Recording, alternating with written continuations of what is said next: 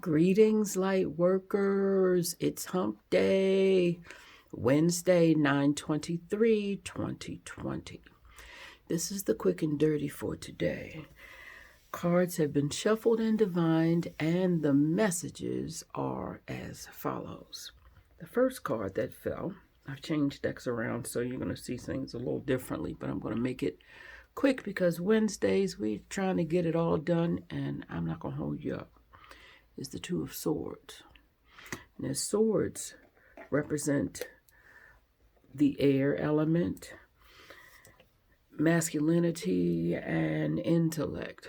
And if we look at this girl here, she's in orange, number one, so she's creating some things.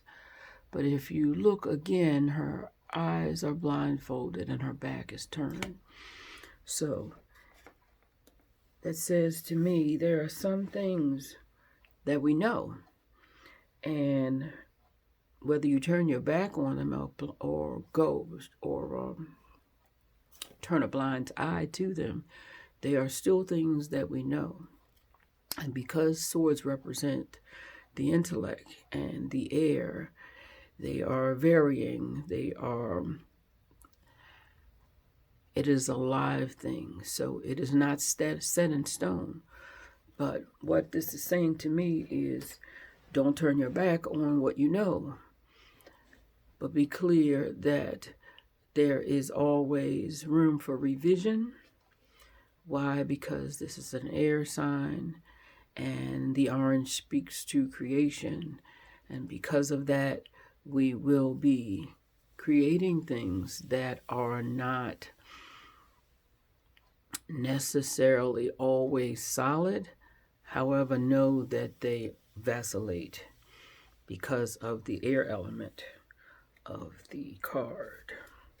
The second card in this reading is Great Adventure. Take risks, adventure forward. And what that's saying to me is, we had this card not too earlier in the week, I think it was. But what that's saying to me is that this great adventure is still yours. So picking up your little bag of what you know and moving forward, because you got one adventure and it's your life. And standing still and waiting for the wind to blow specifically in a way that suits you best will have you stagnant.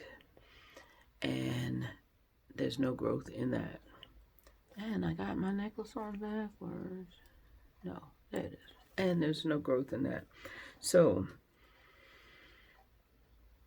moving on to the third card that supports, and this is the Two of Swords, and twos represent imbalance or the conscious mind or sensitivity. So, it probably wouldn't be a bad thing to turn your back on some of your sensitivities, because as the traveler speaks of in this great adventure, they will stifle us, because sensitivities are fluid. They change with the wind. And the second card that supports this reading is the 49 of non-duality. And 49's reduced to 13's, 3's 4, practicality and logic. So non-duality asks that we not think of things as good or bad, as good or bad. Things just are. And if we turn our backs to our sensitivities and recognize that there are things that need to be done, and they aren't always done properly, but logic says they still need to be done, and recognizing that in a perfect world, things are working out exactly as you would have them work out. But in this earthly plane where we live, things are still working out for we, however, not necessarily exactly as we would have them. And it's not a bad thing, because we are looking at things as they are. The final card in this reading is miracles are seen in the light. And this says only you can deprive yourself of anything. So don't oppose the realization, for it is truly the beginning of the dawn of light. So, as we said earlier, we have sensitivities, and some things we are clear on, some things we know. But meanwhile, miracles are still happening.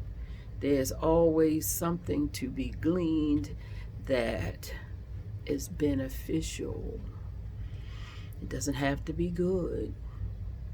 It doesn't have to be bad. It can just be beneficial.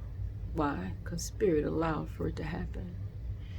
So I don't know where this resonates in what part of your life, or if it resonates for you today on this Wednesday. However, this is what we got. So do the best you can to work with it. And whenever you listen to this message, I hope it encourages and inspires you to move forward in your day. Thank you for listening. Again, this is Oya Transformation. Namaste. And as always, be well.